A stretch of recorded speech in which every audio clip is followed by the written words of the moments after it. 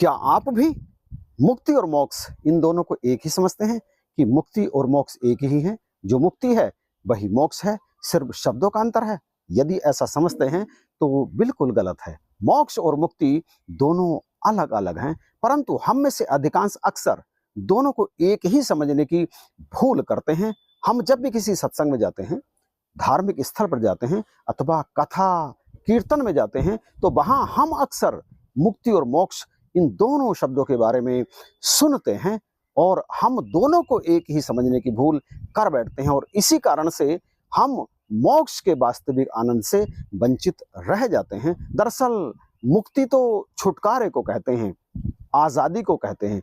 किसी भी चीज से छुटकारा मुक्ति है। इस शरीर में जीवात्मा रहता है, हम रहते हैं, तो इस शरीर से छूटने का नाम भी मुक्ति है। यानी शरीर छोड़ दिया, शरीर से मुक्त हो गए। गंदी आदतों को छोड़ दिया, उनसे मुक्त हो गए। रिश्ते नातों के बंधनों को तोड़ दिया, उनसे मुक्त हो गए। इस तरह से मुक्ति तो है बंधनों से छूटने का नाम, परंतु मोक्ष, मोक्ष बिल्कुल अलग है। मोक्ष क्या है? मोक्ष है स्वयं को जानना। अपने आप को जब जान जाते हैं ना, तो ये सारे के सारे बंधन अपने आप ही छूट जाते हैं। उस अवस्था को कहा जाता है मोक्ष की अवस्था। मोक्ष मरने के बाद नहीं मिलता, यहाँ यह समझना बहुत जरूरी है। मरने के बाद इस शरीर से जीवात्मा को मुक्ति मिल जाती है, परंतु आगे आगे तो उसके लिए शेष योनियां हैं। मरने के बाद तो वो इस शरीर से ही मुक्त होगा, लेकिन विचारों से मुक्त नहीं होगा, क्योंकि मन तो प्रेत योनि में भी होता है, और प्रेत योनि, देव योनि हजारों हजार वर्षों तक चलती है। वहां पर भी वो बंधन में है। उनके पास भी दुख होते हैं, उनके पास भी क्लेश होते हैं, अशांति होती है, और उसे मुक्त होना नहीं कहते। हम दरअसल सतगुरु के चरणों में पहुंचकर जिस अवस्था की बात कर रहे होते हैं, वो अवस्था मुक्ति की नहीं, वो अवस्था मोक्ष की होती है। अपने वास्तविक स्वरूप को जानना मोक्ष है, जैसा कि अभी दास के मुख से निकला। हमारा वास्तविक स्वरूप क्या है? ये शरीर हमारा वास्तविक स्वरूप नहीं है। हमारा वास्तविक स्वरूप है ब्रह्म में, ब्रह्म के जैसा। यानी जैसा ब्रह्म वैसे ही हम, जो ब्रह्म वो ही हम। तो ब्रह्म का स्वरूप क्या है? ब्रह्म के स्वरूप के बारे में उपनिषद कहता है, अपाणिपादो जबनो गृहीता पश्य तय चक्षुष श्रोत्य कर्ण सैवेति विश्वम न तस्यास्ति वेता तमाहुर्ग्रहयम पुरुषम महांतम। ब्रह्म के वास्तविक स्वरूप के बारे में उपनिषद में ये बिल्कुल स्पष्ट लिखा है कि ब्रह्म बिना आंखों के देखता है, बिना कानों के सुनता है, बिना पैरों के चलता है, बिना हाथों के सारे कर्म करता है, बिना जिह्वा के सारे स्वाद लेता है, बिना नासिका के सारी सुगंध का आनंद लेता है। ये है ब्रह्म का वास्तविक स्वरूप। इसके बारे में रामचरितमानस भी ऐसा ही कहता है कि बिन पग चलई सुनई बिन काना कर बिन कर्म करई विधि नाना आनन रहित सकल रस भोगी बिन वाणी बक्तावड़ जोगी तन बिन परस नयन बिन देखा ग्रहा घ्राण बिन बांस अशेषा अस सब भांति अलौकिक करनी महिमा जास जाय नहीं बरनी। ऐसा ब्रह्म का स्वरूप बिल्कुल इसी तरह से जैसे उपनिषद में लिखा है। और ब्रह्म का स्वरूप हमारा वास्तविक स्वरूप है।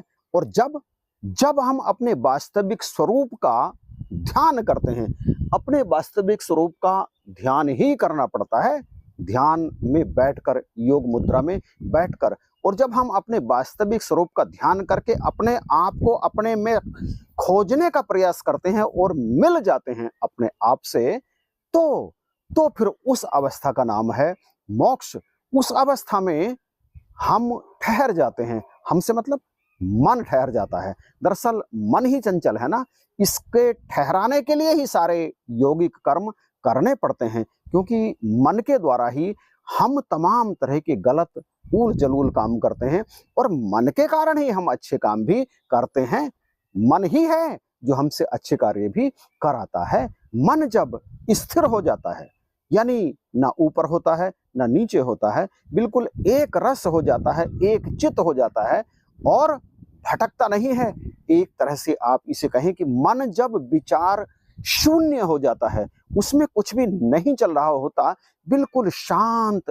हालांकि संसार में हलचलें होती रहती हैं और होती रहेंगी, क्योंकि ये मायावी हलचलें हैं। माया माया तो जादूगरनी है, ये तो हलचल सदा करती रहती है। परंतु इस हलचल भरे संसार में जैसे एक समंदर में बवंडर भी आता है, सब कुछ होता है, उथल पुथल भी होता है, लहरें भी उठती हैं, परंतु सागर अंदर से बिल्कुल शांत रहता है।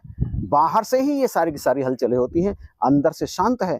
उसी तरह से एक जीवात्मा, एक मैं, जब अंदर से बिल्कुल शांत होता है और बाहर से संसारी रंग में रंगा होता है, संसार के सारे रसों का वो आनंद लेता है, उस अवस्था में आनंद प्राप्त करना, जीते जी आनंद प्राप्त करना, जीते जी कष्टों को तिलांजलि दे देना। यानी कष्ट आए, आते रहें, जा रहे हैं, जाते रहें, उनका ना स्वागत करना, ना ही उनके जाने का कोई क्लेश या खुशी मनाना।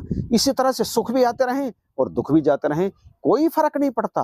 बिल्कुल एक रस अवस्था जब जीवात्मा की अर्थात आपकी हमारी होती है जीते जी, तो उस अवस्था को कहते हैं मोक्ष प्राप्त करना। एक छोटा सा दृष्टांत आपके चरणों में रखूं।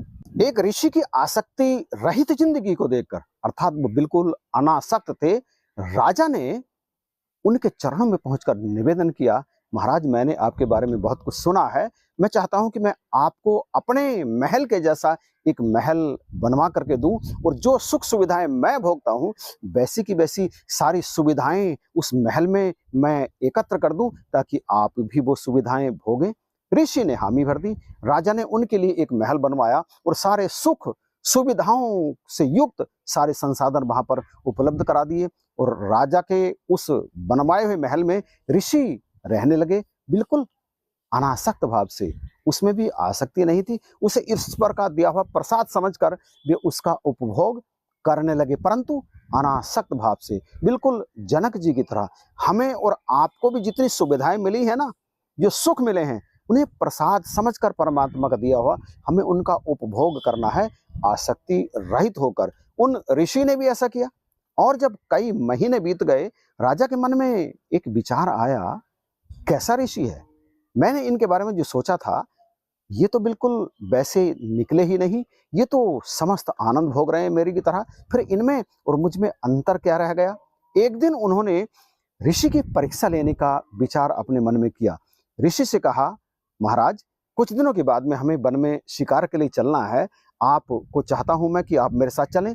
ऋषि ने कह दिया, ठीक है चलेंगे। और फिर एक निश्चित दिन वे दोनों अलग अलग घोड़ों पर सवार होकर शिकार के लिए जंगल में निकल गए। शिकार खेलते खेलते राजा शिकार खेल रहे थे और ऋषि केवल उनके साथ थे। वे वन में बहुत अंदर तक निकल गए, इतने अंदर तक निकल गए कि वहां पहुंच करके वो मार्ग भूल गए।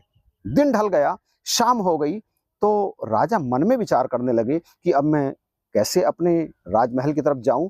ऋषि से कहा, तो ऋषि ने कहा, मैं भी भूल गया, रास्ता मुझे समझ में नहीं आता। वे चल ही रहे थे कि कुछ दूरी पर उन्हें एक झोपड़ी दिखाई दी। एक आशा की किरण उनके मन में जागी और दोनों के दोनों उस कुटिया की तरफ पहुंचे। उसके पास पहुंच करके देखा, कुटिया में तो कोई भी नहीं था। ऐसा लग रहा था जैसे बरसों से वो वीरान पड़ी है।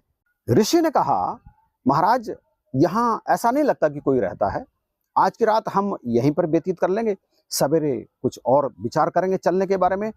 राजा मरता क्या ना करता, रास्ता तो देखा नहीं था, रात भी घिर आई थी, तो उन दोनों ने वहीं उस झोपड़ी में, उस कुटिया में विश्राम करने का विचार किया और वहीं पर वो विश्राम करने लगे।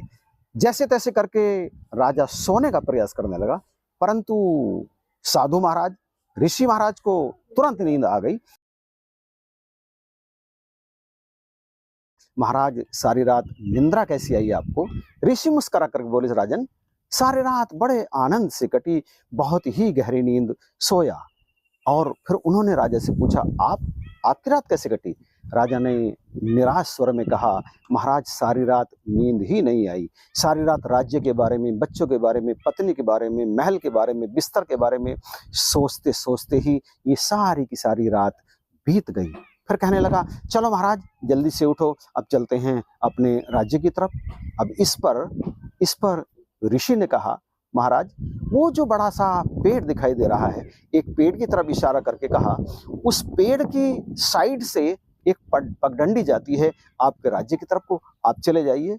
मुझे तो यही आनंद आ रहा है, मैं तो यहीं पर अपना शेष जीवन भगवान की भक्ति में लगाना चाहता हूँ। अब राजा हतप्रभ, वो तो चौंक गया, उसकी समझ में नहीं आया कि ऋषि आखिर ऐसा कैसे कह सकते हैं।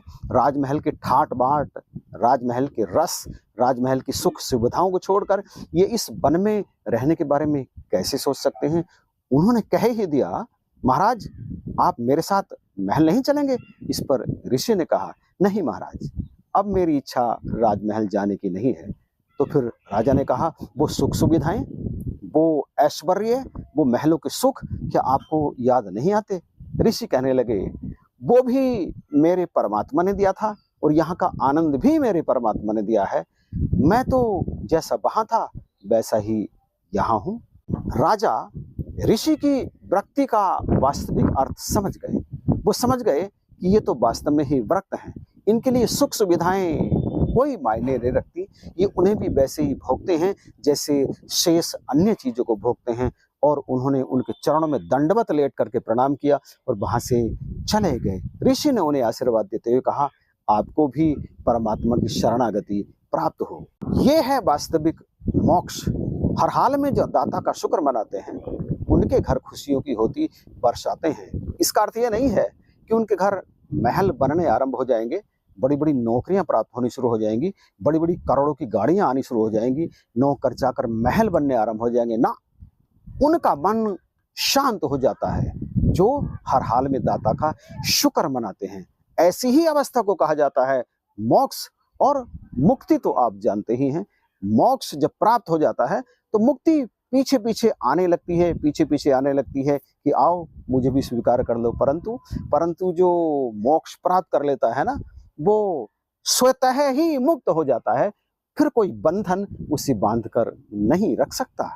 तो प्यारे भाइयों बहनों, आज के इस वीडियो में इतनी ही बातें आपसे करनी थी। वीडियो अच्छा लगा तो शेयर आप इसे जरूर कर दीजिएगा, और चैनल पर यदि नए हैं तो इसे सब्सक्राइब भी जरूर कीजिएगा, क्योंकि इसी तरह की वीडियोज अक्सर आपको इस चैनल पर प्राप्त होती रहती हैं। इन्हीं शब्दों के साथ आप सभी को जय हिंद, नमस्कार और प्यार भरी धन्यवाद।